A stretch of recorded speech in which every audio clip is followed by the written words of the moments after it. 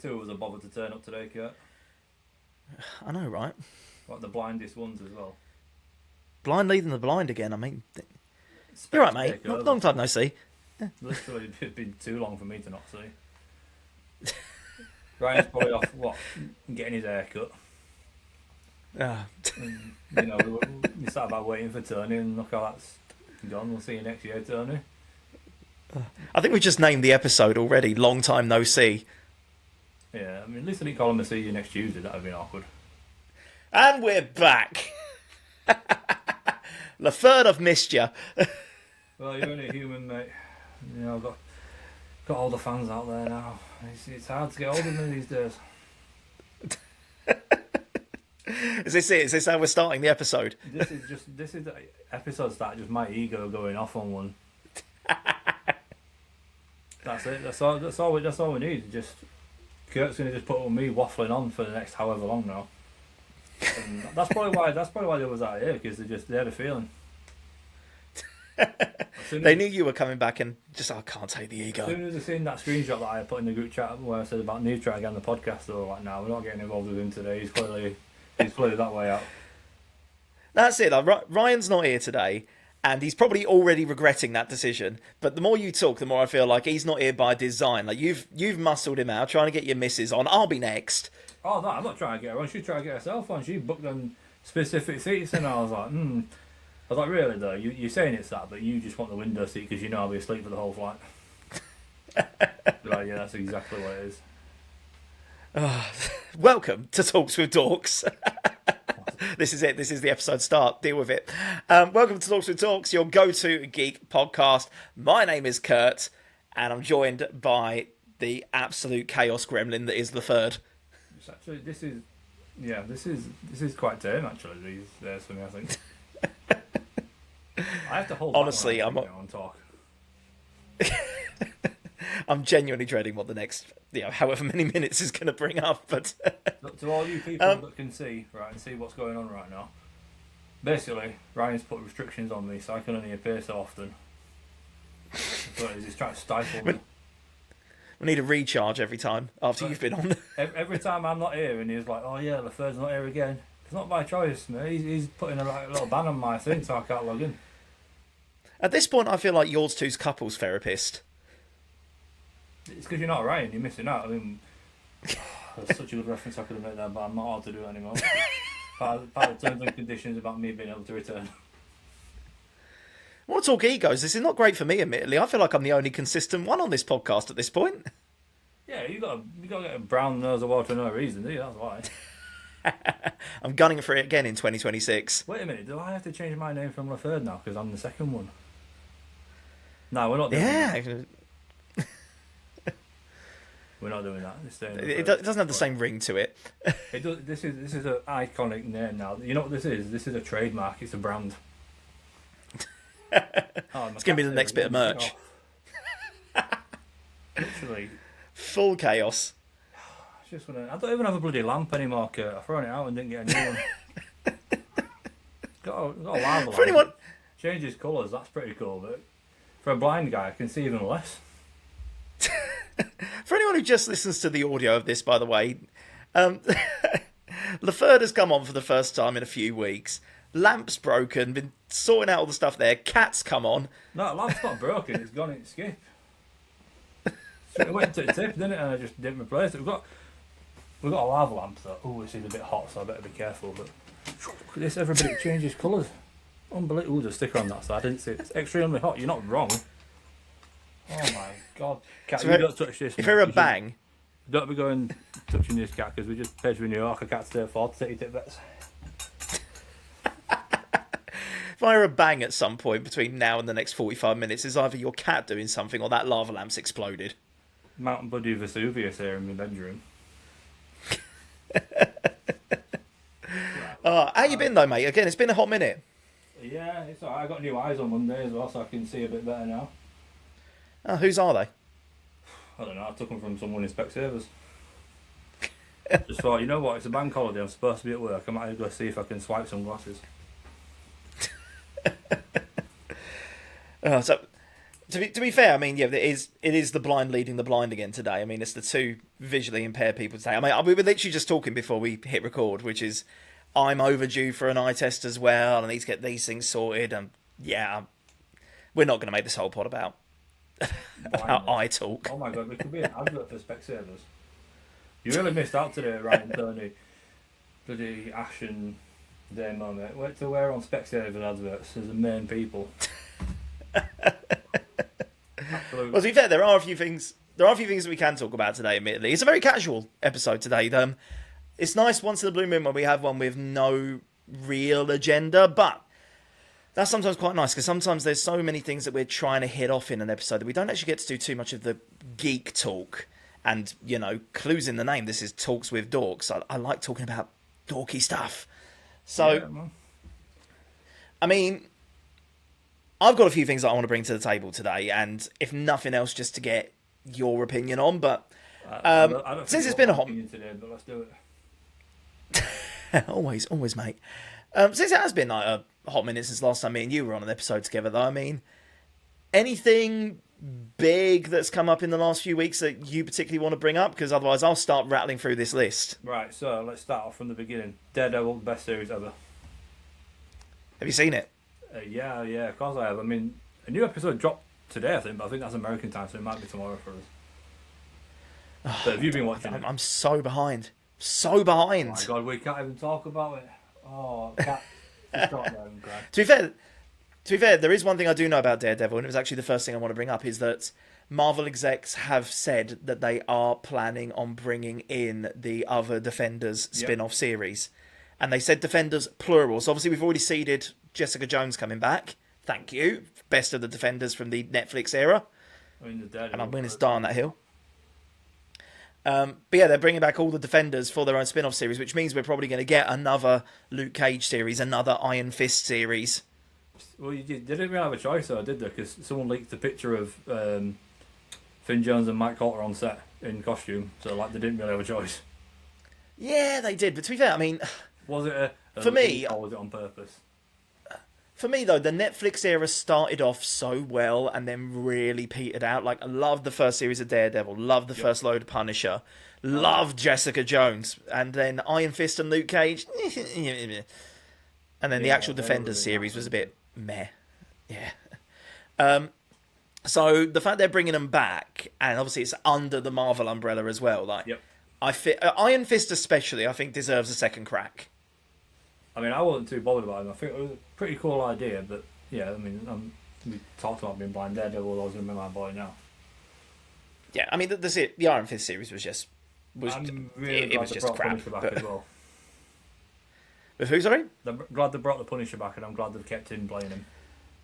Oh, yeah. I mean, John Bernthal is 100% the right person for the Punisher, and he's in the new Spidey movie as well. Yeah, exactly.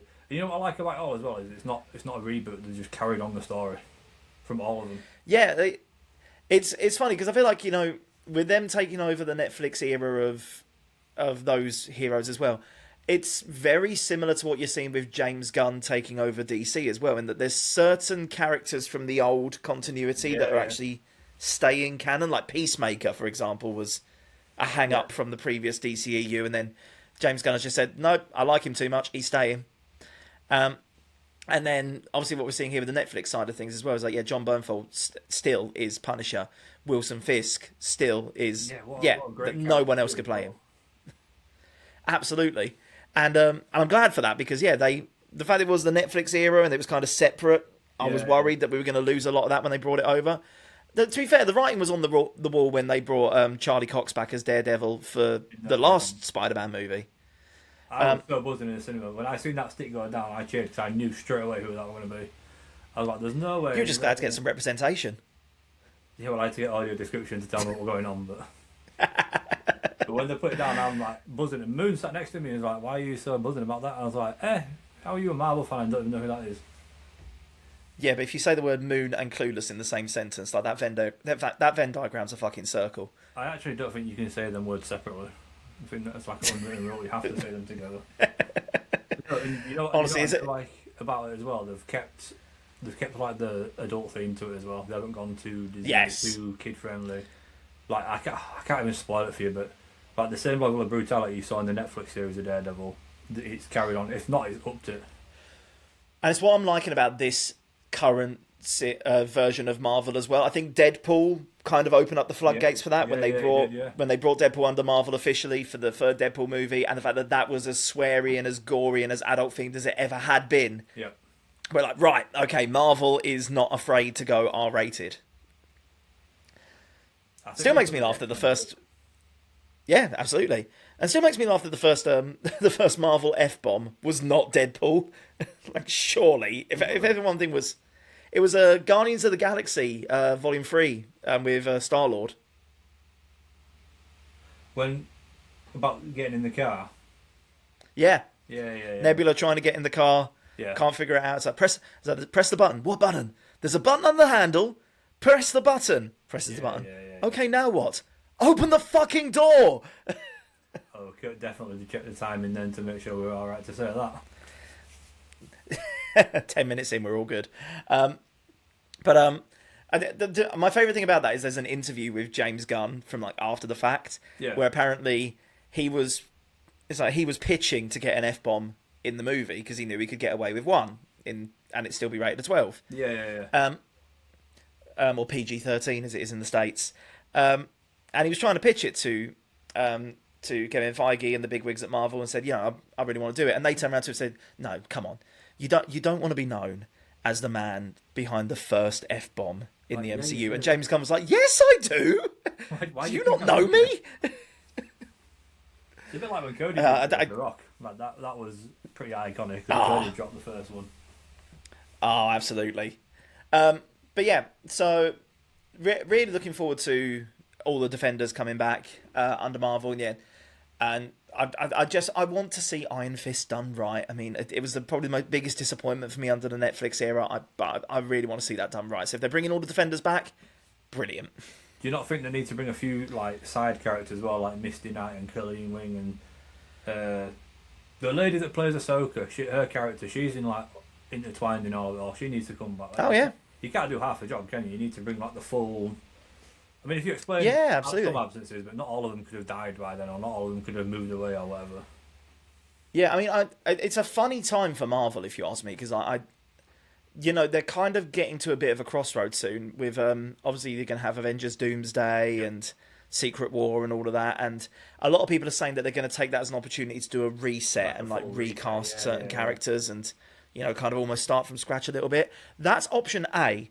Option B, like Marvel's got a big back catalogue. Yeah, like there's a lot of heroes that haven't had screen time yet that you could build a new franchise around if you wanted to. I mean, a lot of people forget, at the time that they cast Robert Downey Jr. as Iron Man was not that big of a hero. I'd say really, the top 10 popular character for Marvel. No, I don't get me wrong, he wasn't like a side character, but like if you were going to say who's your favourite Marvel character, there were very few people who would have said Iron Man. It would have been Spider-Man straight away, maybe Thor, maybe Captain America. Yeah, it's Spidey every day of the week for most people, maybe Wolverine, yeah. Then you would have gone potentially a few of the X-Men, and like everyone jumps on the bandwagon with Deadpool, like everyone would have suggested him, or some of the Fantastic Four maybe. Exactly, Iron Man, let's be honest, I challenge anyone before, 2007? I challenge anyone to find evidence to the contrary here.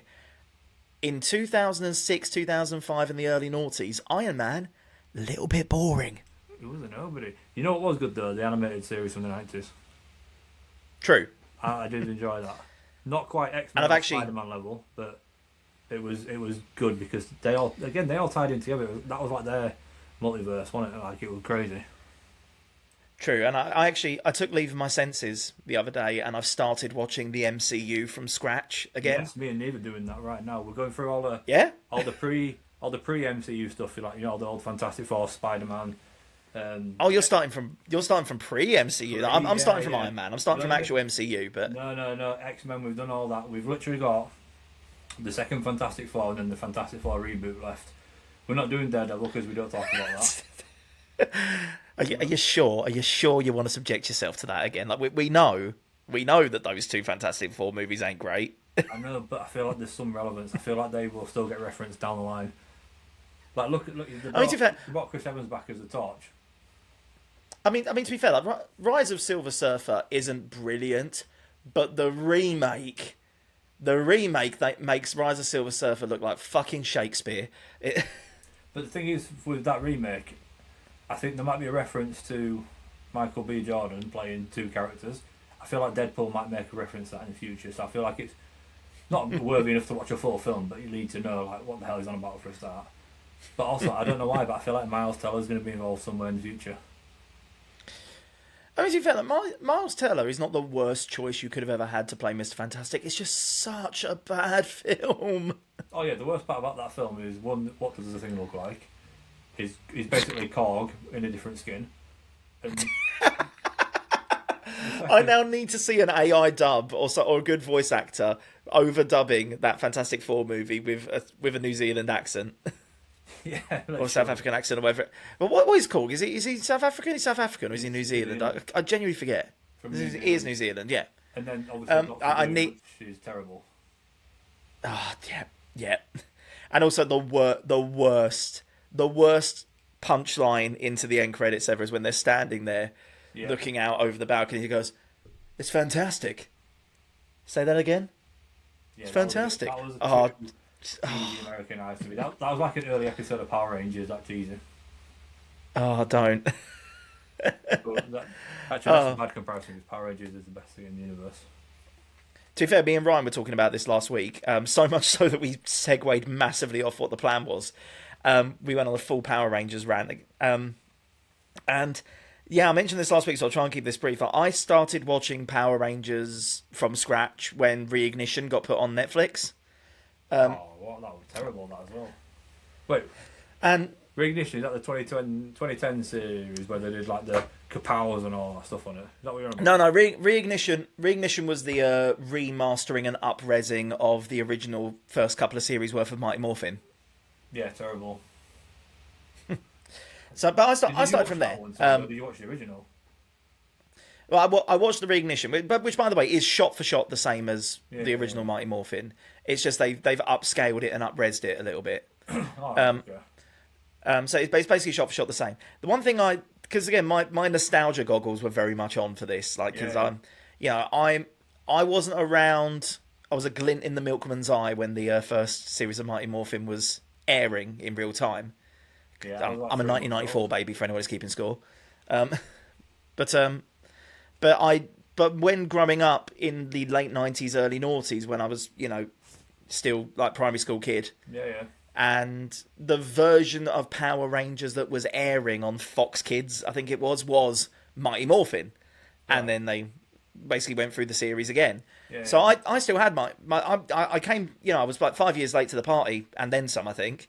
But I still grew up with Mighty Morphin. But yeah, nostalgia goggles very much on. I went back and watched the first couple of episodes of Mighty Morphin Power Rangers on Netflix, and it's so blindingly obvious where obviously it's a redubbed and extra footage recorded for Super Sentai. Yeah.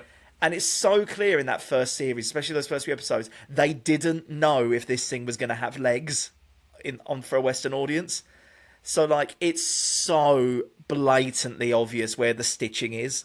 Funny enough, again, me and Neve were working our way through it because she was like, I want to understand why you like it so much. So we've actually got to, like, the Time Force series. We're not watching every episode. I said, like, we'll watch key episodes, like, big fights.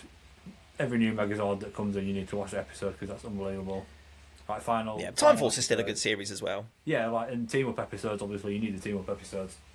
So we just started Time Force, and she was like straight away opening credits. Jason Fawley wears brown hair, blonde eye, like whatever. Then it goes into where he's in the future as Alex, and he's got brown hair. And she's like, that's not him. Why is this thing lying to me?" It was so funny. Again, you can tell with that, like the footage, because they always seem to fight in the same like shopping mall or whatever. You can tell which is the Sentai footage because they're all in the same place, and it's like the grayscale and everything. It's so funny. It's like being a fan of old Doctor Who, admittedly, and I know, me and Ryan basically, we're the two people fighting for Doctor Who representation on this podcast, but but old episodes of Doctor Who, like before it got put on hiatus in the late 80s. Yeah. the old episodes of Doctor Who was a running joke that every alien planet they ever landed on just looked like the same quarry in Wales.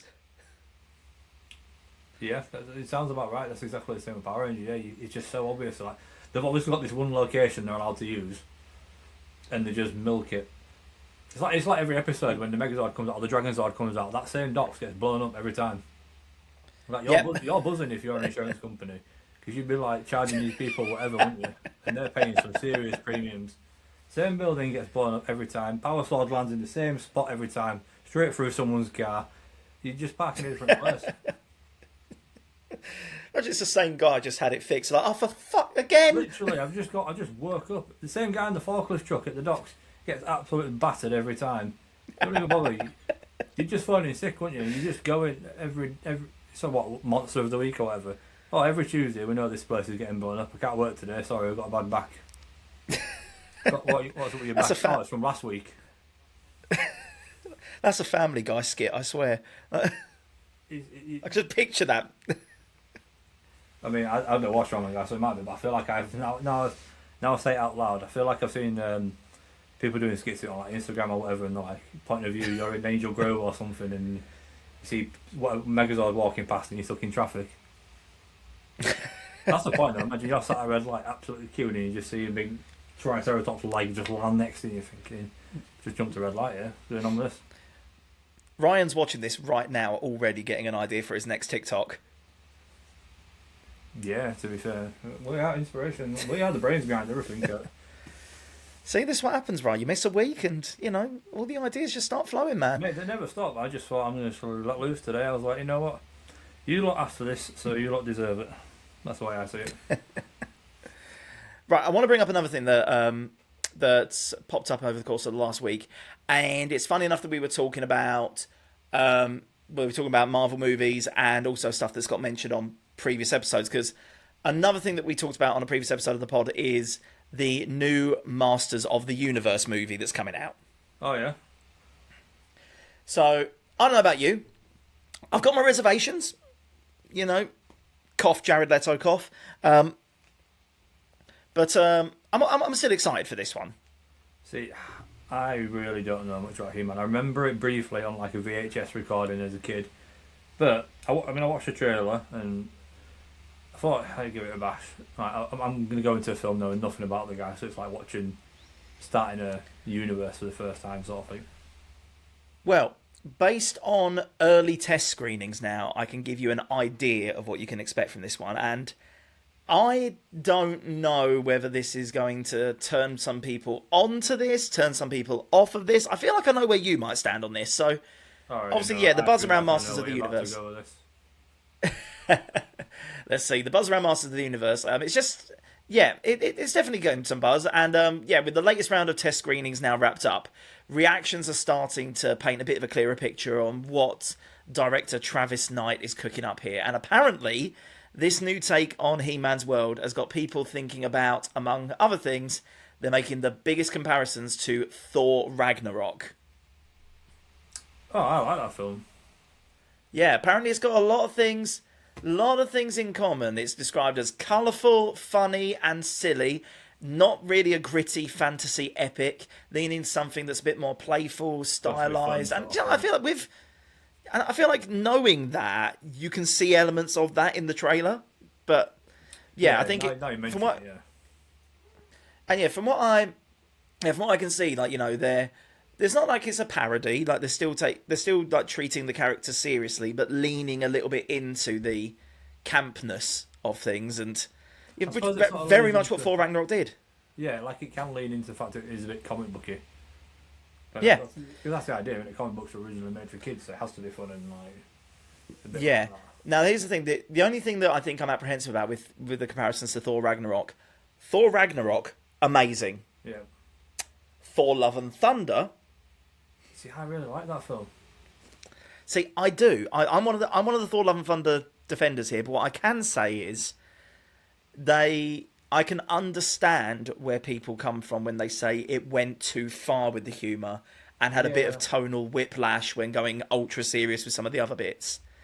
It's a hard balance to strike doing good comic book movie that's genuinely faithful to the characters and has like emotional stakes, whilst also being funny, witty, whimsical, all of that.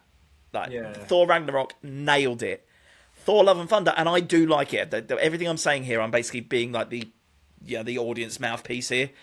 I'm with you. I loved it, but yeah, Thor Love and Thunder, I think, it didn't quite get the recipe spot on in the same way. You know what I think that you should have done, right? There's two things. I think because Ragnarok was so high, it was hard to match it or beat it or whatever, so there was always going to be a low afterwards. And second of all, like, if it was other way around, Love and Thunder, then Ragnarok, it would work so much better because it just carried on peaking. I mean, Thor 2 was terrible, actually, now I'll say that. But we don't talk about that. But also, them two films, Ragnarok and Love and Thunder, they would not be what they were if it weren't for Korg. I'm putting it out there now. Oh, 100%. 100%. I mean, you mentioned The Dark World as well. I mean, for everyone who rags on Love and Thunder, I mean, Dark World is easily the worst Thor movie and probably one of the worst MCU movies, full stop. Yeah. Which, again, as a Doctor Who fan, I've got a feel for my man Christopher Eccleston. Absolutely hard done by in that film. Oh, Christopher, I see him appearing at every Comic-Con ever. There's always him, Colin Baker, and the guy from The Hobbit. Like, him, he was in Doctor Who. Like, they go to every single Comic-Con ever. Of the many guys in The Hobbit, which one are you talking about? Oh, the little... Oh, I don't know his name. I've only seen it a few times. The other little wizard guy that has, like, a caravan thing. Oh, Sylvester McCoy. Yeah, him. That's the one. He's at every Comic-Con ever as well. And Warwick Davis. I don't know why he's always at them, but them four are just absolute staples in every Comic-Con ever. I could have one in my garden and they'd be there. Like Doctor Who fans are coming for your blood at the moment. Doctor Who fans are going to be coming for you, mate, after referring to Sylvester McCoy as that weird little one with the caravan. Yeah, I ain't scared. See you all stand by me and fight you all. Oh, man. Right, well, funny enough, talking about upcoming films, there's a few more. It's all film talk today, merely, film and TV talk, because... It's alright with me, mate. So, I want to talk about long-awaited sequels to stuff. Yep. Obviously, we talk about Thor, Ragnarok, and Love and Thunder, and, up and down when it comes to sequels. There's another sequel that people have been clamouring for ages, and this is very appropriate for us, considering we filmed an entire wrestling show around this movie. That is Back to the Future. See, I have never watched Back to the Future, or if I have, I can't remember it. So if they do, Brian, when you coming back? Or a remake or whatever, and you guys do whatever with it, I won't be excited for it, but I will go watch it because, I mean, never seen a Back to the Future. I should have already watched it by now. You know, the irony is, all these shows we've done, and what we've got planned already, I've not seen a single film to do any of them. Okay, so for those of you who don't follow our wrestling stuff, and fair play, so we've got a wrestling promotion. It's called TDW, and we theme most of our shows around classic, usually 80s movies that are going over like a big anniversary at the time of the show. So we've done shows themed around the anniversary of The Goonies, the anniversary of Back to the Future last year, anniversary of Top Gun just gone. Our next one's for the anniversary of Stand By Me. We're calling it Slam By Me. And you're about to tell me you've not seen a single one of the movies that I've just mentioned. I've seen none of it, mate. None of them interested me as a kid. And after listening to Ryan's recommendations about Flight of the Navigator, I've got no intention to watch them. They're all naff. To be fair, I'm with you on that front. This might give me some flack, but Flight of the Navigator can get in the bin. I watched that because I was like, it's my friend, right? I got to trust his judgment. I watched it and I was like, my God, this is one of the shittest things I've ever seen in my life.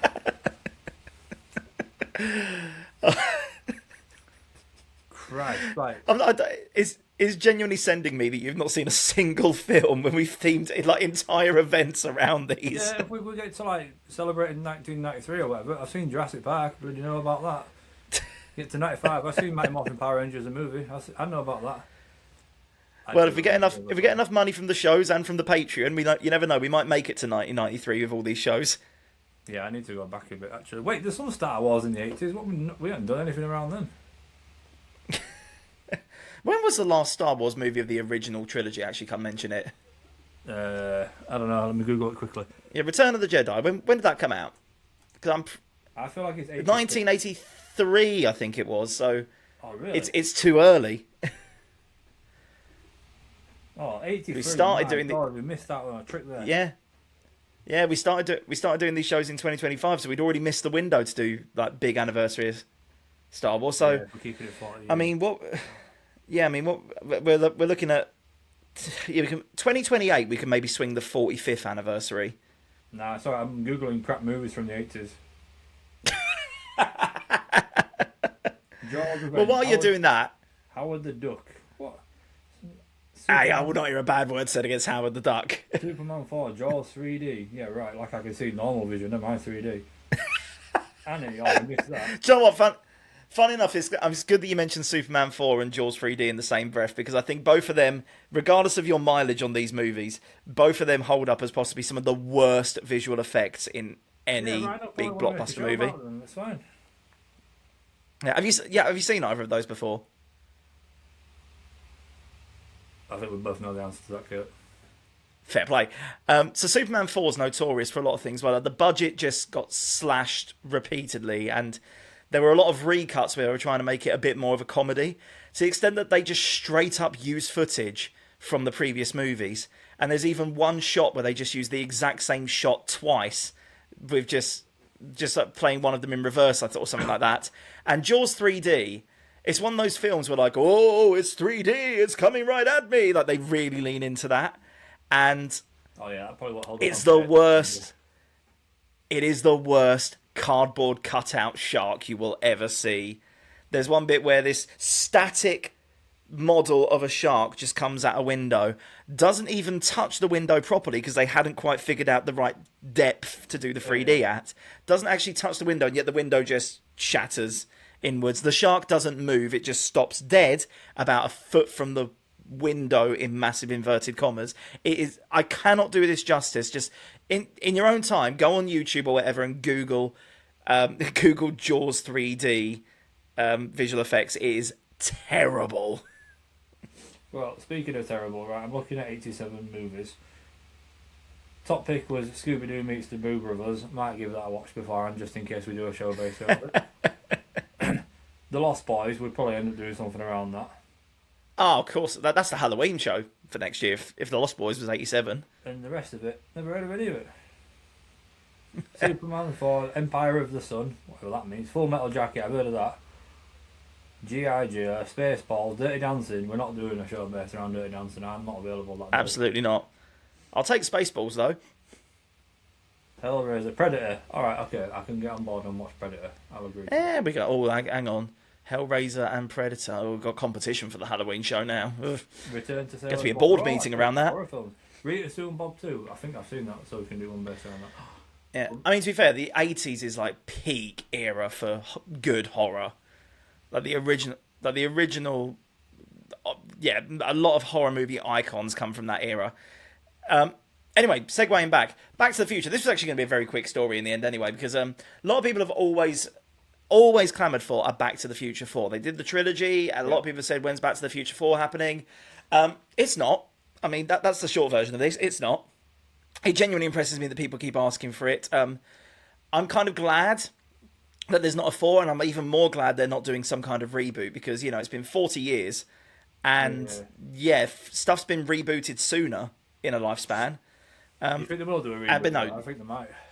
I hope not. I really. There's certain things that you don't touch. Where it's like someone goes from 2026 to 2046 or whatever the time difference is. Well, I think I'm trying to remember the exact date now, but I'm pretty sure in Back to the Future 2, which is the one where they actually go to the future. Right. Back to the Future 1 is when they go. It's set in 1985 and they go back in time to 1955. But Back to the Future 2 is when they actually go to the future. And I'm pretty sure the date that they go to is now in our past. That would actually be really cool if they did, like, they made it in 2028 and they went back to 1998. I'd want to be going with them, never mind filming it. Oh, honestly, that's the depressing thing. Like, yeah, it was 1985 was the first Back to the Future. And they went back to 1955. So yeah, exactly that. It would be going from 2028 to 1998, and damn, I will feel old if they did that. I would feel old, but I would also be in my element. I'd be like, this is the best time ever. I'd be sat there with Megazords and everything, just having a great time. But what I'd do is, right, I'd take some, like, I'd find a load of old 5s and 20s and 50s and all that tenors from like now that we've got hidden somewhere or where they've got them, and I'd take them back with me and I'd be a millionaire. Oh, you lot earn £3 an hour? I've got 50 quid in my pocket here, treat yourself. What we're rapidly finding out, despite the fact that you've not seen these films, is Laferde would absolutely be Biff with the sports almanac. I don't know who Biff is. Biff, Chip and Kipper, there were some great books in school. Okay, God, I did not see this podcast going with me having to explain Back to the Future. Shit even with them anyway. So Biff is kind of like the bully character in Back to the Future, but but one thing that Biff does when he finds out about time travel is he goes back in time with a sports almanac with like historical notable sporting victories, and then goes back in time and places bets on all of those matches, obviously before they happen. Yeah. To make himself a millionaire. And just hearing you saying, "Oh yeah, if I was Back to the Future, I'd go back with all the money that I have now, and make an absolute mint and be a millionaire." I'm like, if you had a sports almanac, you would be Biff. Let's make it very clear. I don't have loads of money right now that I can take back with me. I was on about getting it from somewhere and then taking it back. So you'd rob a bank in 2028, and then go back in time. Yeah, it's not going to find me, is it? Oh God, right. So the whole reason I even mentioned Back to the Future is because once again it's been brought up about, is there a Back to the Future 4 happening? In a recent interview with, I believe it was Screen Rant, co-creator Bob Gale made it crystal clear where things stand. He says, all the time since part 3, people have been saying, when are you guys going to do a part 4? When are you guys going to do a part 4? And the answer is either never or fuck you. Those are the only two responses he gives at this point. And it's rapidly leaning towards the latter. Could just say, we're never doing it, fuck you. Yeah, pretty much. Stop asking for Back to the Future 4. It's not happening. And the more you ask for it, the more likely it is we get a fucking reboot instead of a Back to the Future 4. And honestly, I genuinely would rather sit through Baby Shark on a loop. I'm surprised I do not touch this trilogy. Oh, what's them words? Them films that are like a piss take. I'm surprised there's not one called like Forward to the Past or something. There almost definitely is. Like a mockbuster. Yeah. Like an absolute parody. That's a parody of it. See, now I'm going to have to do some on-the-pod research. Oh my God. And see if this parody movie has ever been made. Research. I found crap 80s films and Kurt's looking at real films. Okay, right. Okay, there's loads of like YouTube parodies that have been done on it. There's Back to the Future. Be careful what website you're looking on here, Kurt. You can get into trouble. Yeah, to be fair, I was thinking of that as I typed, when I don't want to think about what's going to pop up here. Okay, so apparently, if Google is to be believed here, Google never lies. Nobody has done an actual proper mockbuster of Back to the Future. Oh no, Google's wrong about which I'm genuinely impressed. Because there are loads of these. They're like, just by the way, if you've never heard of a mockbuster before, it's when someone usually takes like the main concept of a movie and makes a noticeably cheaper straight to DVD version of it that is just legally distinct enough that they won't get sued, and basically trying to capitalize on this film's popularity, / also capitalizing on the clueless grannies who are doing the Christmas shopping, and they go, oh, you like Iron Man, don't you? Look, I've got you this Metal Man. There's loads of these, like. Yeah. I mean, I'm curious if you've heard of these mockbusters before, if you could guess any of them, because there are loads of them. So, have you heard of the movie Pacific Rim? What kind of movie are you on about here, Kurt? Laferde just heard the word rim, and I heard specific. Pacific Rim. So it's the movie where it's the Transformers or something, isn't it? Yeah, it's the giant robots that are controlled by people. Yeah, big kaiju fights. Yeah. Yes, I've never watched it. So I don't know why. It sounds like I'd be interested in that. So Pacific Rim 1 is pretty good, actually. Pacific Rim 2, the wheels fall off quickly, and don't make another Transformers joke. Is this the one with John? Is it John Boyega? Is he in him? I can't remember if he's in 1 or 2, but I think it is John Boyega. Yeah. Yeah. So Pacific Rim had a mockbuster made about it. Yeah. I'm going to give you 3 guesses on what the title of the mockbuster for Pacific Rim was. Ocean Rim. Sea Rim. You're so close. They had Pacific Rim. The mockbuster was Atlantic Rim. Oh, what?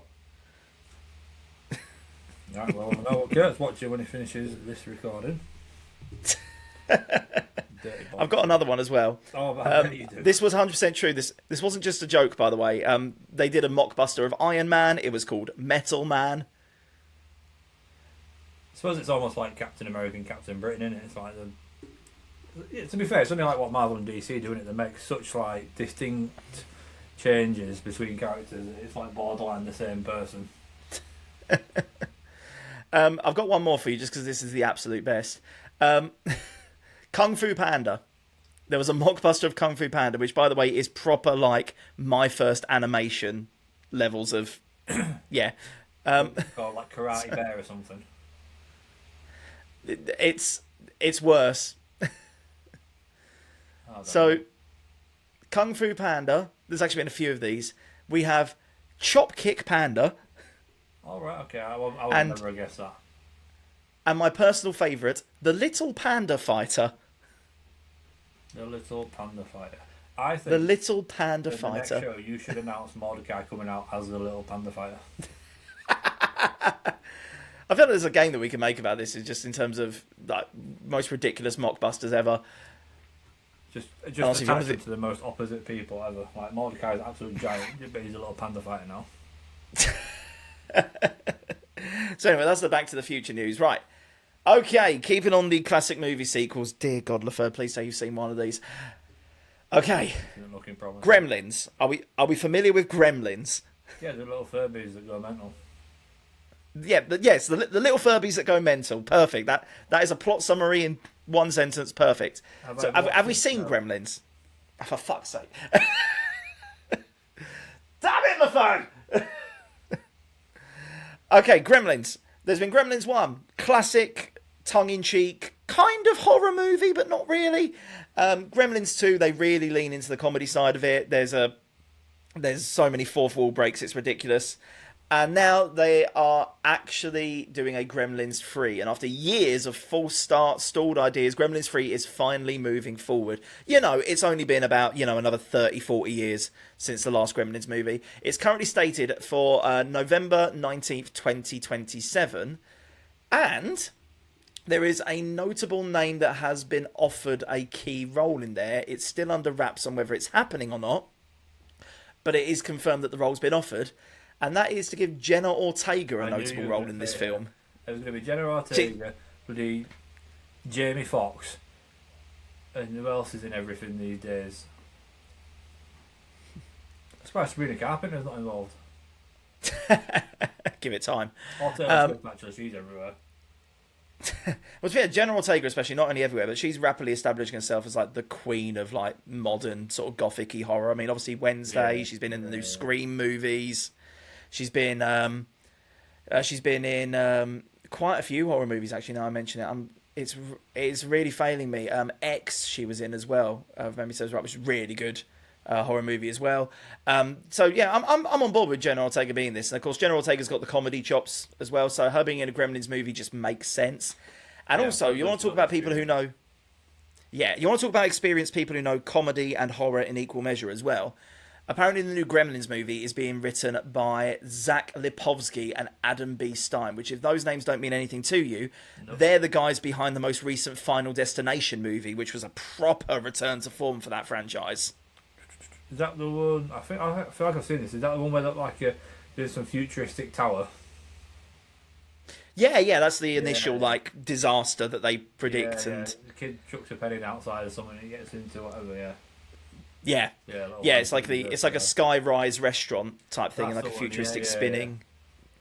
Yeah, almost like the Sky Needle in Seattle. Yeah, that kind of building. The future would be like, isn't it? Like that sort of thing. Yeah, if you went to the World's Fair in the 1950s, it's what they thought all buildings would look like. From Utopia, like the Jetsons. Oh my God, what a series that is! That's the remake we do need. Jetsons and Flintstones. I'm going to go nostalgic here if you let me. So, yeah, I'm on board with this. Jenna Ortega, again, she's got the pedigree at this point. She got that pedigree very quickly. From Triple H. And yeah, with the guys behind Final Destination, the most recent Final Destination movie on board with this one as well. I think this new Gremlins movie is going to be good. I'm curious whether they're going to lean closer towards the more horror tingy side of the first Gremlins movie, which, by the way, is not a horror movie, but like if you want to compare Gremlins, Kids would be terrified of that. yeah, if you do want to compare Gremlins 1 to Gremlins 2, Gremlins 1 is very much a comedy horror movie, whereas Gremlins 2 is a straight up comedy with minor horror elements. So I'll be curious which version of the Gremlins we get here. Again, the Final Destination guys behind this, I feel like we're going to get something more in line of Gremlins 1, which I'm fully on board with. Yeah. Now, speaking of horror TV series, remakes, movies, and the like, this has been a good year for one of my favourite horror franchises of all time, and that being the new Resident Evil game dropping, about a month or so ago. Funny you should say that, because I actually started, what day are we on now? Tuesday, Sunday. I started watching the Resident Evil films from the beginning. Oh, the Mia Jovovich ones? I'd never seen 1 and 2, so I didn't realise that they'd put Nemesis in a film until last night. Yeah. I'm right that 1 and 2 are probably the two that you can actually say are... 2 especially is probably the one that's the closest to being an actual video game adaptation. Yeah, it's all pretty much the same. Like, they've got the police department. I mean, obviously there's no Mr. X, because he's terrifying chasing you around on that game. But there's Nemesis there. The only problem I had with it is Nemesis wasn't big enough compared to regular sized people. No. I mean, very, very accurate in terms of the design, but not big and menacing enough. Yeah. But yeah, apart from the fact that like Leon and Claire are nowhere to be seen, number 2 is relatively faithful to the the Raccoon City saga, and obviously Jill's in it as well with Nemesis. So that they shoehorn that all in quite well, I think. Yeah. The rest of the Resident Evil series, including number 1 and all the ones after that, might as well just be a totally different zombie sci-fi series that just happens to be called Resident Evil. I mean, yeah, they bring characters like Wesker and Ada into it, and there's a few... Wesker especially, I think it's in the 4th or 5th one, where they basically do a fight scene that is shot for shot the same as a fight from the 5th Resident Evil game. Oh, I don't think I've seen that one. Oh, what is it? Is it Resident Evil Afterlife, I think it is. Okay. I mean, I watched it through in order, so I'll see it at some point. I've played 5 through many times, so... Yeah, so... Yeah, I think it's Afterlife, but yeah, Wesker is a notable character in that one. And, yeah, although it's not following the plot of Resident Evil 5, the fact that they have Wesker in this film, and it kind of came out roughly the same time as Resident Evil 5, the game. Okay. There's a particular fight scene. It's only about 30 seconds long, but it is near enough shot for shot the same as a fight that you have with Wesker in Resident Evil 5. You don't go around punching a boulder, do you? Do you know what? I was genuinely disappointed there wasn't. I tell you what I did enjoy, the Resident Evil series on Netflix. That was so good. How good it got cancelled. Was that Welcome to Raccoon City? Was it, or was that the? Resident Evil. Was it an animated or was it live action? Live action. They had what's it called? Lance. Someone playing Wesker. How did I miss this? Well, to be fair enough, Resident Evil is getting another remake. Yeah. So, I mean, one thing I can safely say is that, all the live action adaptations we've ever had of Resident Evil, like, it's not been a true Resident Evil adaptation. There's been moments that have been taken from the games. There's been characters taken from the games. But even then, the characters are not always faithfully done. They're usually a side character, because obviously Alice, Mia Jovovich's character, is the main character. Yeah. And I'll say this again, Resident Evil, the film series that we've seen already, you could have just removed the words Resident Evil from the title and called it something else, and it'd just be a sci-fi zombie series and no one would have known. It'd be like the equivalent of Sharknado, wouldn't it? Be like Zombie Outbreak 1, Zombie Outbreak 2. So if they wanted to be really tongue-in-cheek, they could have called it Biohazard, which is the name that it has in Japan. Oh, yeah. Oh, I'm surprised they would have made like a Dead Rising sort of film or something. Dead Rising, is it? Do you know what? I mean, I think they've actually made a Dead Rising film, and it's called Dawn of the Dead. Oh, yeah. I mean, Dead Rising 1 especially famously just takes the premise of Dawn of the Dead and just go, yeah, wouldn't that be cool as a game? But no, Resident Evil is getting another remake treatment. And again, Resident Evil fans have been really clamouring for a proper, faithful adaptation where it's, you know, it captures everything of the video games that they love. Yeah. Yeah, because again, the Mia Jovovich series kind of carved out its own audience, its own identity, but now Zach Kreger is stepping into the reboot of the franchise, and expectations have been pretty high. But if early reports are anything to go by, the new take still might not be what the audience really wants, because a recent test screening has basically got feedback along the lines that Kreger's version has apparently practically nothing to do with the games, apart from a few Easter eggs and some recognisable monsters. So it's the same again! We're getting the Mila Jovovich series a fucking again! It's just not it. You know what they should have done? They should have just put the characters in, and they should have just cast Jason Thornton as Leon, because he voiced him in one of the games anyway. Made perfect sense. Yeah. Just get the voice actors. I mean, obviously some of them might not want to do live action, but... Yeah. Now, the one thing I will give this adaptation credit for is from the test screenings again, they've apparently said that it leans very heavily on the dread and the suspense and the tension side of things. So yep. It is leaning more into the horror element, whereas I think we can safely say that the Resident Evil Mia Jovovich series, as the further it went on, led more heavily into the sci-fi side of things. They weren't scary at all. And the balls to the walls action side of things. I mean, if you were going to compare the Mia Jovovich series to any of the games, you'd be better off comparing it to like Resident Evil 6, I guess. The worst one. Yeah. And by the way, if you like the Mia Jovovich series, that is fine. You're allowed to like it. Like it's just not a Resident Evil series. Yeah, it's all right as a standalone thing. Like if it's Yeah. But yeah, from the sounds of things, this adaptation, although it has, and I'm quoting directly here, practically nothing to do with the games, apart from Easter eggs and a few references, it is at the very least leaning into the horror element more, which, okay, if I can't have an actual proper adaptation of Resident Evil, and how hard is it to get a proper adaptation of Resident Evil? The bloody script is there for them to follow. Honestly, yeah, 30 years worth of games to pull from here. Seriously, yeah, I'll take one of them. I'll take an adaptation of just the Revelations, sequel, original sequel. There's 2 games. Just take that franchise. That's fine. I'll take that. Fucking hell, do an adaptation of the Outbreak games for all I care. Like, just do one and do it properly. Now, to be fair, there have been animated Resident Evil movies that are technically canon. They've always been okay. Not high cinema, but like at least faithful. Yeah. Again, if I can't have a proper adaptation of Resident Evil, I would at least take one that leans more on the horror elements of what made Resident Evil scary in the first place. But they need to include the merchant. What are you buying? Stranger. Just get him, just following him around, just like when the camera's in front of him looking at him, you just see him walking behind him really slow with his hood up and that. It's like wafting Do you know what? I have cloak open, there's a few daggers and that there.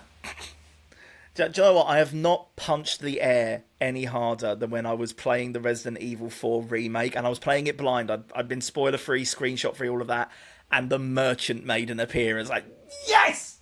They kept him in it! Was he in as much as the original?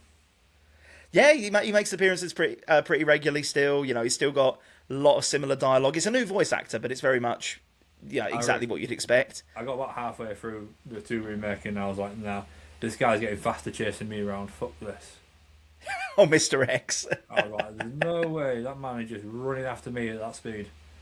Like, there's no way. No one walks that fast. Not having it. Yeah, and do you know what's worse as well is it's not even trickery. Like, he appears so fast that you feel like, surely he's warping to my position or something like that. I shit myself when that thing comes. You open it up, bang, you get just whacked up. Yeah, but the thing is, it's not even a trick. Like, he's not warping anywhere. They've actually been like boundary breakers, and shout out to Boundary Break on YouTube who shared this clip. There's been actual boundary breakers who've come on Oh, Jesus Christ, I thought Mr. X had made an appearance. Are you actually still recording the episode? Hello, darling. Yeah. Oh, yeah, we started 35 minutes late. Well, of course you would. You can't do it without me. Right, anyway, I was only popping in to say hi to see how it went, but I'll leave you to it. See you later. What time did you call this?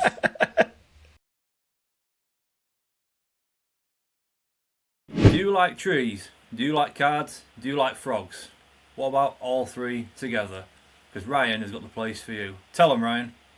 how is this you doing a promo for Tree Frog Grading, our partner that grades cards and then gives us a discount code? That was just you throwing it over to me. Yeah, it's called delegation. It's called you having this information in front of you for 2 years and never paying attention to it. That's what that is. Yeah, is it on Braille on my screen? No, it's not. Good point. Tree Frog Grading is a partner we've had for 2 years now, and you can still get your cards graded and use the code TWD15 for 15% off. That's treefroggrading.com. And don't forget, if they've got any other promotion running on the website, you can add our code on top of that to save yourself even more money. Laferde, it's as easy as that. Get your cards graded. Get your cards graded at a discounted price with the code TWD15, treefroggrading.com. Ribbit. Laferde, this is how you do a promo. You ready? Well, when's someone going to turn up to show me how to do it? Wow. I'll show you how to do it. Our friend JC has got his very own clothing range. It's called Graffiti Washed. Laferde, you remember JC, don't you, when he came on the podcast? I do, because we got a few messages and I thought, who is this guy? Yeah, well, JC came on the podcast and he told us all about his clothing range, Graffiti Washed. And with us, you can get 30% off by using the code TalksWithDorks30. Go check out his clothing range. It's fun, it's funky. Some people call it controversial. As long as you're talking about it, as long as you're buying it, and as long as you're wearing it. Graffiti Wash, Talks with Dorks 30 for 30% off. See? Easy as that, mate. Speaking of controversial, it means you might be able to get some of your own clothes instead of wearing everyone else's. Fair point. You've watched back any of our TDW shows recently? Watched them back. I've done nothing but. I'm the guy editing all of them. No, where would we find it? YouTube or... Oh. Again, mate, like, you're part of this podcast. How do you not know that we have a Patreon page? You've got content on there that you made. Yeah, but I didn't know what I was doing. I couldn't see what I was doing. It always goes back to the site. Kurt, you're quite good with this. Why don't you give Laferde the little rundown on how, where, and what is available on offer for him to get our Patreon page? Kurt, do it in your announcer voice. It is easy to find, even if you're visually challenged. And yes, I will do it in the announcer voice. Get in. Ladies and gentlemen, did you know that Talks with Dorks has its own Patreon page where you can find exclusive content recorded by our very own man who doesn't have a single clue what he's doing, the one and only Laferde. You can also see all of TDW's full wrestling events in all of their glory as they happen live with exclusive match commentary and behind the scenes and backstage interviews as well, plus a whole heap more besides. That is all available on the Talks with Dorks Patreon, patreon.com/TalkDorkPodcast. See, Laferde, if you could, you've been around for 2 years and you still can't make an effort like that at all. Well, if I was a goose, I'd have bumps right now. Just hearing Kurt with that announcer voice is just worth pissing you off every week. Really? And did you know, Laferde, that you don't even have to pay for the first month? We have got a link that will be down below that you can get the first month free. It means at the bottom of the video, not Australia. Where did I say? Down below. That's down under. Not up here, it's not. Fair enough. Please subscribe, we need the money. Find us at patreon.com/TalkDorkPodcast. 1 month free if you click the link below. Yeah, the funny thing is with Mr. X, actually. Yeah, because I know it feels like... What? Shows up again. Okay, right. I'm going to mark this to make this easier on right. Right. No, forget making it easier. You just naff this up. We'll get there. Fucking get there. He's watching it anyway, to the point where he enjoys thinking, what the hell is happening right now? Oh, right. Okay, right. I know where I'm jumping in. Absolute composure there from Kurt. See, I'm just in character all the time. I'd have to do this. Oh, right. It's like the commentary when me and Dan were doing it again, when that fucking crowd chant. To be fair, trying to do serious. Listening to that commentary will think that you're commentating with David Beckham. He does a bit, doesn't he? Right. The funny thing with Mr. X, though, funny enough, is I know it probably feels like, as you say, he moves so fast, it feels like that he's possibly just like warping to your location, but like they've actually found this out. Like Boundary Breakers have found this out, and shout out to Boundary Break on YouTube, funny enough, for posting this clip originally. But yeah, the most depressing thing about Mr. X is there's no trickery. Like they basically zoomed the camera all the way out above the map, and apparently he is live in the map the entire time, just walking around. He doesn't warp, apart from like very certain scripted events. He doesn't warp anywhere. He's just constantly walking around. Yeah. So when it feels like, how is he always catching me up? Yeah, if it feels like, how's he always catching me up? Like, apparently that's legit. He just does move that fast. Where Nemesis is actually fully sprinting after people, and I'm like, I am definitely not playing that game. Oh god, yeah. If you've played the remake of Resi 2 and you think Mr. X can mess you up, play Resi 3. Like Mr. X, at least it's a purposeful power walk towards you. Nemesis just goes, fuck this, and sprints full force at you. Clips, mate, people go through doors and he's just running at them and whacks them up. Absolutely no need Also, for that. And jumping around on walls and stuff as well, thinking he's Spider-Man.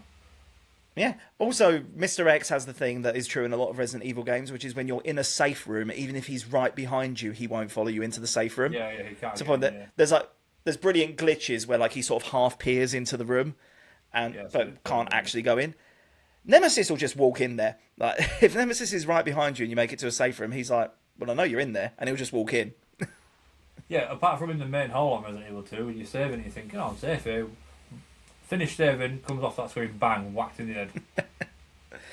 But yeah, again, I want to see proper horror Resident Evil. But again, Resident Evil 4, I punched the air so hard when I saw the Merchant was back. And Resi 4 especially, I think, is one of the best Resi remakes that there is. I mean, gameplay is very similar to the Resi 2 gameplay, but then again, I think the Resi 2 gameplay from the remake was taking a lot of leaps from Resi 4 anyway. Yeah, very similar. I mean, the Resi 4 remake actually plays basically exactly the same as the original in a lot of ways, apart from the fact that you can move while shooting now. Yeah, so, that is just so annoying. Yeah, so very much the game that I loved, and like, yeah, it's worth a playthrough if you haven't already. If not, just for welcome, stranger. Like, I went West Country then, fuck me. But it's just worth it. And of course, Resident Evil 9, awesome, proper return to form as well. It's been a good year for Resident Evil, and yeah, with this new movie coming out, again, it might not be the Resident Evil horror movie adaptation that I want, but I feel like it could be good at the very least from what I've seen. It could like be a start, and it could improve on things that didn't go so well. But yeah, just please, just one good filmmaker, please. Can we just have a faithful Resident Evil movie adaptation? It really shouldn't be that hard. Just going to film a guy walking around collecting bullets and that, and going to typewriters. Again, this is why I want. This is why I'm on board with this horror version. Again, tension, suspense, leaning onto that side of it rather than the balls to the walls action we got with the Mia Jovovich movies. Especially running that kind of building and that. Like, come on. Yeah, Clue is in the name. The Resident Evil franchise is often heralded as the birth of survival horror, and again, Clue is in the name. Survival horror, aka you're constantly doing all the resource management and all the tension and all. Should I engage with this enemy? Should I not? Should I play tactically to survive? Tension needs to be there. A great horror game, Dying Light, the first one, so good. Yes, absolutely. Dying Light, the first one, which again is another first person sort of view. I just thought it was so good. Yeah, and that's another series as well. I think, with the subsequent Dying Light games, although they are good games, they lean more into the what's some fun stuff we can do rather than leaning onto the horror side of it. I think the first one very much is still a horror game with parkour, whereas I think the later games turn into. Oh god, yeah! You do not play the first Dying Light at night, and I don't mean like playing it at night in real time. I mean in the game, don't let the sun go down. Yeah. But yeah. It started off as a horror game with parkour, and I feel like with the later installments and the DLCs, it turned into a parkour game with horror. What was the one? Dead Island. That used to be a really good game. Dead Island as well. Like the first Dead Island, yeah. Dead Island 2, and obviously Dead Island Riptide as well, which is meh. Dead Island 2 improved a lot of stuff, if you ask me, but like was still flawed in a few ways. I actually couldn't make it past the character selection screen on Dead Island 2. I was just like, this doesn't feel right. I was like, nah. You never had started the game just on the character select screen. How long though from Riptide, which I thought was a really good game, but it wasn't a horror game. It was more like a action adventure game. Yeah, same problem. How long from that to Dead Island 2? And I'm thinking it's been too long. Yeah. again, anytime a game takes that long to come out, it's either going to be absolute peak, worth the wait. You didn't do it until it was right, and the anticipation's all there and all of that. It's either going to be the best thing in the world, or it's going to become very obvious why it was stuck in development hell for so long. Yeah, it's like the time period between Elder Scrolls Oblivion and Elder Scrolls Skyrim. That was understandable when Skyrim dropped. Yeah, and it goes without saying the fact that they still haven't come out with an Elder Scrolls 6, and yet they just keep remaking Skyrim. Cause, doing stuff with Elder Scrolls Online, which we don't talk about. Yeah. Oh, that being said, the Elder Scrolls Oblivion, they did the Oblivion remake, and that was all right. I was on board with that. Yeah, I couldn't get into it. It just didn't feel the same. Yeah, to be fair, I think the jank of a Bethesda game is part of the charm, and they arguably, I think the remake had a bit too much polish. Although they kept the iconic lime flub in there. What? Do you know what I mean? Not sure. There's an NPC in Elder Scrolls Oblivion that you can talk to, where I'm going to flub this slightly because I can't remember it word for word. But basically, when you actually speak to the character, it zooms in on his face like it does anytime you speak to a character, and he says something along the lines of, "I heard the bandits robbed the inn, the bank, and the church all in one night." Hang on, let me do that again. "I heard the bandits robbed that," and he does the line a second time. Oh. And that flub is kept in it, so you hear him say it originally, and it's fine, and then you hear him slightly off mic, whilst the lip flaps are still moving on the character model. Go, "Hang on, sorry, let me do that again," and then do it a second time. And arguably the second line read is worse. What you think? And they kept it in there for the remake. Before I'd realised what was going on, you'd be like part of the Thieves Guild and you go nick whatever, and you'd be stealing like naff stuff at first, wouldn't you? Because you want to get money and you think everything's worth something. You take it to that first guy who's called like Onga the World Weary or something, and the first time I spoke to him, it just like spun the camera around, zoomed on his face, and like, "I'm getting really tired. Can we get on with this?" I'm thinking, what the fuck is going on here? Like, why am I in this guy's face? Like, why is he so close to me? Right. Well, fun enough, it brings me into the last geeky news story that's worth a mention today. Do it. And yeah. Obviously, we're getting another Resident Evil remake, and apprehensions about that, not being too faithful to the games, for better or for worse, we don't know. Now, this is for an audience of one on this podcast today, because I know we talked about this before, and you know practically nothing about this series, which seems to also be the theme of today. But I also know there's people watching or listening to this who are big fans of this, and I've talked about it on this episode, on this pod before, and that is the upcoming Mass Effect TV series. I think actually it was the last episode that me and you did together with no one else. We talked a bit about Mass Effect. That's a bit like an Oblivion sort of game, isn't it? A bit like spacey. So it's made by BioWare, who are the same people who do the Dragon Age games, which of course are not a million miles removed from the Elder Scrolls games. So yeah, they're RPGs, RPGs where, your choices matter, you have the dialogue options, you form different relationships, you can kind of, although there's a key quest to follow, you can kind of play it your way, and it's one of those brilliant franchises where no playthrough is ever really the same. You can make totally different decisions. You can, Mass Effect is a trilogy as well, the original trilogy of games. It's one of those games where like you can make a decision in game 1 that doesn't actually pay off until game 3. Oh, wow.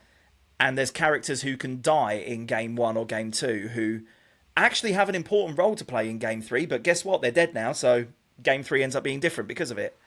Right. And it's one of the most well-written franchises as well, the original trilogy especially. There's a fourth one, which is kind of canon, but not. It's technically that is Andromeda, yeah. So it's technically part of the same canon, but it's such a massive... Like, they're in a different galaxy, even, and it's, like, set 400 years in the future. So, like, there's references to the original trilogy, but it's far enough removed from it that it's its own thing. For the better, admittedly, because writing-wise, it's not the best. Gameplay is probably the best in the franchise. Like, the combat's brilliant, but like it doesn't hold a candle to it on the writing. But no, the original trilogy especially, like, it's often heralded as like one of the most well-written franchises ever. Like, these characters, like, people have so much love for the characters in the original trilogy, especially. And yeah, when they announced this game, this game series that we all love is being converted into a TV series, it was met with equal amounts of rejoicing and trepidation. Yeah. Because on the one hand, yay, everyone's always said, especially Mass Effect 2, admittedly, that Mass Effect 2 could really be a series on its own because there's so many storylines at play in Mass Effect 2, especially, that even when I was playing it for the first time, I was like, you could make a sci-fi soap opera series about this, and like each of these character arcs and, you know, mission series could be a story arc, at least a few episodes long in this series, if you wanted to make it that way. And yeah, so obviously, yeah, it was one of those things that would always lend really well to a series. So yay, we're getting that. Also, the fact they're doing it as a series rather than a movie. Yeah. And although movie might sound better, I always think for anything like a game, especially, I often find it lends itself better to a series. There's a reason why people are 50-50 on the Resident Evil movies. There's a reason why Assassin's Creed failed. There's a reason why, you know, so many video game movies have failed, and yet Last of Us, amazing. Fallout, amazing. They got the series treatment so you can actually flesh it out properly. You know, a game can take you, like, you know, 8 hours on a good day, and that's a relatively short one to complete. Exactly that. And like realistically, you might sink like 12, 20 hours into a video game. Like, you need to give it that breathing space. So the fact that it's going to be a series, again, yeah, pretty happy with that. But, and this is the but, so Amazon is getting more serious about the new Mass Effect series. It's moving closer and closer to a full series order. It's all but confirmed, but just not official yet. Right. But before it gets the green light, the studio, thank you Amazon, I hate you. The studio Amazon behind it has asked for some key changes. We're going into rewrite season now. And the rewrites that they are asking for, and this is a direct quote, the scripts are being adjusted to make the show inclusive, more appealing to non-gamers. Fuck! For everyone that's just listening, not watching, Kurt's just stubbed his toe. Am I the only one who is filled with some dread about this? Probably not, but I've never played them games, so. But I do have a question though. Like, if the games can flesh out that much, there's so much that you can do based on your decisions making. How could they make that to a series? Well, that's the thing. You kind of have to, if you're going to do a faithful adaptation of the follow the main storyline, right? Yeah, that's mean. If you're direct one-to-one making the original series, as a TV show, you kind of have to decide on certain choices are going to be like the canon choices. Yeah. Whereas if you're doing, you know, a series that's set in that universe where you might get introduced to certain familiar faces and characters, but it's telling its own story, it's 50-50 which one's going to work better for Mass Effect, admittedly. But the thing that I dread is that phrase must be more appealing to non-gamers. Now, some you know, 80-year-old woman ain't gonna be bothered about watching this anyway. Like, fuck off. So this is the problem. Like, how many adaptations have there been where they've tried to make it, quote, more accessible to a wider audience, and you fall into that chasm of appealing to no one, which is, you know, the diehard fans of the original material. You've changed too much about it that we don't recognise it anymore. And the casual fan probably wasn't going to watch it in the first place because they weren't enticed by the games. Yeah. So they probably weren't going to give this a go anyway. Yeah. So I'm dreading it so much. Like, you know, this is actually one of the things that happened with the Assassin's Creed series. Yeah. Like, when they made Assassin's Creed into a movie, like, they wanted there to be more stuff set in present time. They wanted like the animus, you know, the machine that he straps himself into, so he can go back, so he can go and relive the memories of his past ancestors. They wanted that to be more cinematic. So rather than it being a bed that you strap into and then your brain goes back. Yeah, he's in a harness, and like any movements that he makes as an assassin, he's making in real life, and you see this massive. It's like a claw grabber machine has got the toy and then got a glitch before it threw it down. You know what they do though? They decide to adapt something that's already got like a baseline and a source material. Just keep it to that. If it's an original series you're making, fair enough, do whatever with it because there's nothing to reference it to. But like, you couldn't make a game on a series on like Fallout without having to stick to what makes the game the game. Yeah, and I think Fallout's a good example. Fallout is probably what I'd like to see from Mass Effect, admittedly. Because I think, like, Last of Us, you could get away with retelling, like, a lot of the key things from the games. Because The Last of Us is a beat-to-beat. There's no decisions, really. It's beat-to-beat, point A to point B story. And although they did a couple of tangents, admittedly, and they're allowed to, why not? Keep people on their toes, by all means. Because I think if you change nothing, then you might as well have just played the game. Yeah, exactly. So I'm okay with certain changes happening, but it's when they change too much. It's when they try and make it too universally applicable and they lose the thing that gave it an appeal in the first place. Yeah. And well, I think Fallout's a good example of this, admittedly, in terms of it being done right. And I think this is what needs to happen with Mass Effect, because Fallout's another one of those series where there's so much choice and so much freedom that you couldn't do a one-for-one adaptation and tell the same story, because there's no such thing as the same story, because everyone experiences Fallout in a different way. Be a bit nice if they made it like an interactive thing, like that Black Mirror film. Yeah. You get to select the options and that'd be crazy. Exactly, yeah. So I think they did the right thing with Fallout, which is they set it in the universe. They changed practically nothing about the lore and the universe and the creatures and characters that you'll interact with, but then told its own story with a new character interacting with new people. I feel like that's kind of what you need to do with Mass Effect, really. As good as it would be to see Commander Shepard and Garrus and Liara and all of that, I think you kind of need to do your own thing where these characters, alien races, are in it, and maybe they get mentioned, and maybe you see them once or twice, but it's new characters telling a new story in this world. I'm honestly surprised that they tried to make like a Grand Theft Auto series or film. Honestly, I'm impressed. I am. I mean, it's taken them forever to make GTA 6 anyway, but like in terms of how many... We could have 5 GTA movies in this time. You what, mate? So we could have had 5 GTA movies in this time. But that's what I mean, like the amount of times they've remastered it on every console. It's a bit like Skyrim, there's always a remaster, there's always an updated version or whatever. Oh god, made something out of that. So GTA 5 has been on 3 separate console generations. Yeah. Originally came out on the Xbox 360 PS3 days. Yep. It got a remaster for PS4, and it got another remaster for PS5. Then there's all the ports for all Nintendo's different consoles they've had for them over the years, and I'm pretty sure there'll be a mobile version, an iPad version, and there'll be all sorts.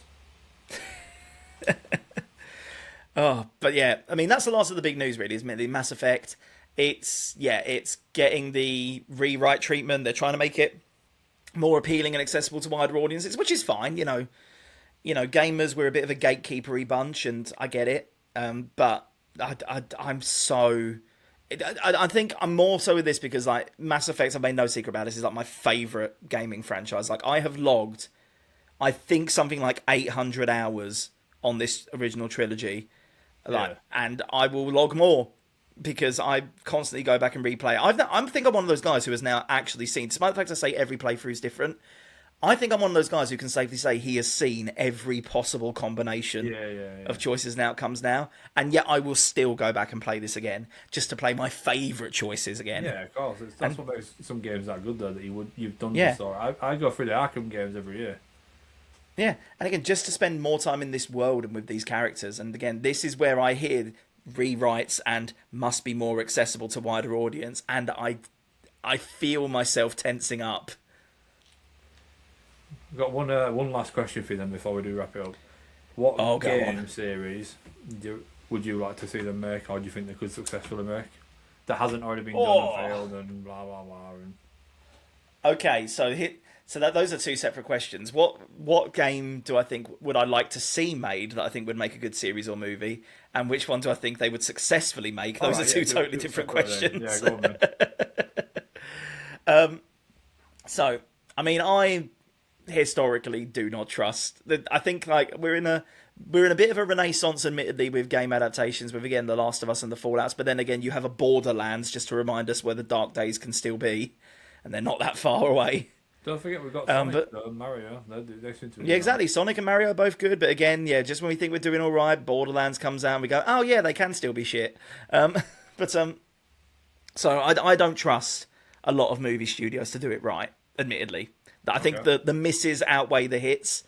So I don't think I can answer the ones that I think they would do right, but I can think of a few that I'd like to see if done right. So obviously Mass Effect is one. Yeah. For obvious reasons.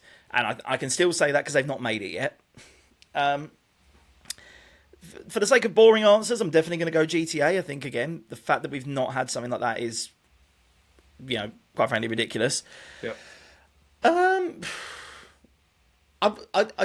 think either an Elder Scrolls or a Dragon Age as well. Like, the fact we've not had either of those is surprising. Yeah. I think... we have had a D&D movie fairly recently as well, which I kind of think scratches that itch in a lot of ways. And Honor Among Thieves, if you ask me, was pretty good. I'm a D&D nerd, and very happy and on board with that. It's a tough call. It is. So, do you have anything for yourself? I might need a little bit of time to think on one that's not been said already. Just realised I'm also surprised they haven't tried to make a Call of Duty movie. Yeah, that comes to mention it, yeah. Or a series or something like that.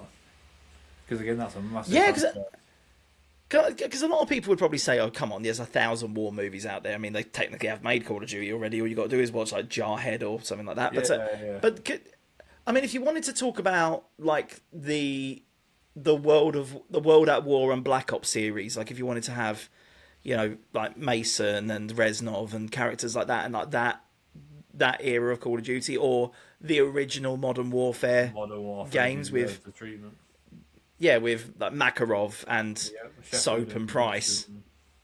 Yeah, like when Call of Duty does a good campaign, it does it right. Yeah, like Call of Duty might be more well known, especially nowadays, for the battle royales and the multiplayer and this and the other. But when Call of Duty is cooking on all cylinders with its campaigns, they are up there in terms of the characters and the stories and this and the other. Again, like for me, the World at War / Black Ops 1 and Black Ops 2, that is my peak Call of Duty. And I'd be game for an adaptation of that. Yeah, I think Modern Warfare was me. But you know what my actual favourite Call of Duty was? Call of Duty 2, the big red one. That was my first one. Oh, that was my first Call of Duty as well, yeah. It was so good. Yeah, I think Call of Duty would be one that I think would make a really good. They could have a really good. I think series. Yeah, 100% series. Yeah, I think series would be right. And again, because just I could see, especially again, if you went for the three that I mentioned, like you could have series 1 is the World War II era where you first get introduced to like Reznov, for example. Series 2 is the Black Ops 1 era, which is set in like the 60s, if memory serves me right. Vietnam, isn't it? Whenever that one. Yeah, it's like it's Vietnam and the start of the Cold War and stuff like that. And then obviously, slightly more futuristic into Series 3. Yeah, that would lend itself quite nicely if you ask me. Do you know what? I'm struggling for another one myself, admittedly. I think Call of Duty would be a really good one, though. So, based on the success of the Sonic films, I think they're unbelievable. I thought they'd be really naff, but I thought I'd give them a go. I've just thought of one. I haven't watched Mario. But go and finish your train of thought. Spyro. I was about to say Crash Bandicoot. That is very coincidental, but either of them, like, I mean, I'm a Spyro guy myself, but like, and you know what, the reason, and again, it's kind of a cop out already as well. Like, I have no original ideas because there is, and you can find this on YouTube. There are 2 versions, in fact, of the opening credits for a pilot of a Crash Bandicoot animated series that never got made. Oh, really? Like they've come this close to making it on 2 separate occasions now, and I say go for it. Like Crash Bandicoot, especially as like like a tongue-in-cheek kids Saturday morning cartoon series, would have so worked. I mean, he practically already is.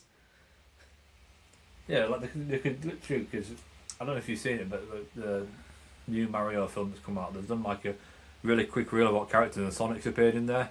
So it's obviously going to be like a crossover at some point. They could easily do that with Spyro and Crash. Or Mario and Sonic as a crossover in a movie. Screw it, just get the Olympic Games in the equation.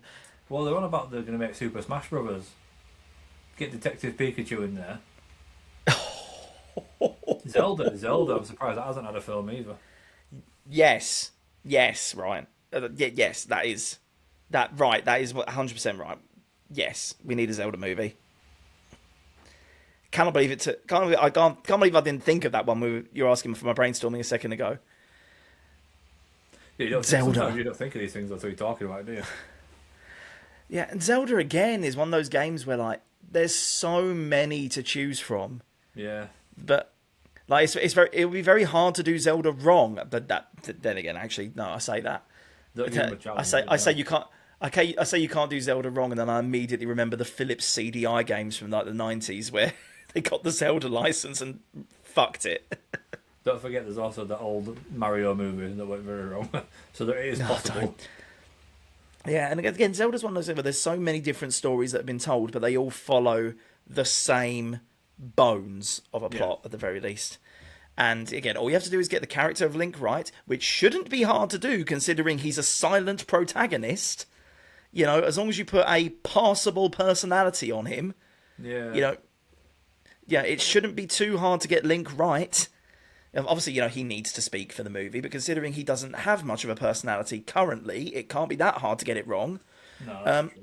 Zelda, you have to get right. It's Zelda and Ganon. You literally two characters you have to get right here. And if you can do that and then tell a good fantasy story, you've made a Zelda movie. 100% they would cast Zendaya as Zelda. Is that just because two of the letters are already there? Three. They just do it though. She's in bloody everything as well. The Zelda is... Zendaya to be fair, Chalamet as Link. The irony being, I can think of worse castings. I'm not even mad at that. Oh, just fuck it. Just give it to Tom Holland. Do you know what? Do you know what? We're running risk of going on a massive tangent like seconds after we said we were going to wrap up, but I think I saw somewhere that they were like talking about making a Zelda movie, and there was like some names that were being thrown around for early doors casting of Zelda and Link. Well, he's used to jumping around as Spider-Man. He can roll around and just like swing his sword a bit. It'd be fine. We need to see it. Okay. Do you know what? I'd love to see this as well. Get in the comments section and let us know what you think would be the best video game adaptations or ones that you'd like to see. Or screw it, who's your ideal casting for the Zelda movie? Love to hear that as well. Someone comment but anyway, Sims or something. Do you know what's the worst? And we'll leave it here. But there's actually been talk about a Sims movie. How the fuck do you make a Sims movie? That's Big Brother, isn't it? Just get Morgan Freeman playing God, just making the characters do whatever. It's like a Bruce Almighty fault. And now this is where we will move the ladder. Here's the Grim Reaper. It's the worst Morgan Freeman impression, and we will leave it there. I've been Kurt. That's been Laferde. This has been probably one of my favourite, most chaotic episodes of Talks with Dorks. See you later. See you later, guys. Fuck you, Ryan.